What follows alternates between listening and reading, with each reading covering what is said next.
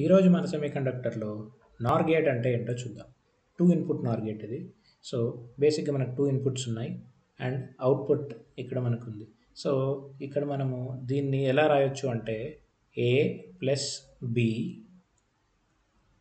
Output కాబట్టి ఇది not చేస్తున్నాం కాబట్టి నాట్ అవుతుంది అనమాట. బేసిక్గా ఆర్ గేట్ని నాట్ చేస్తుందండి అని అర్థం అనమాట.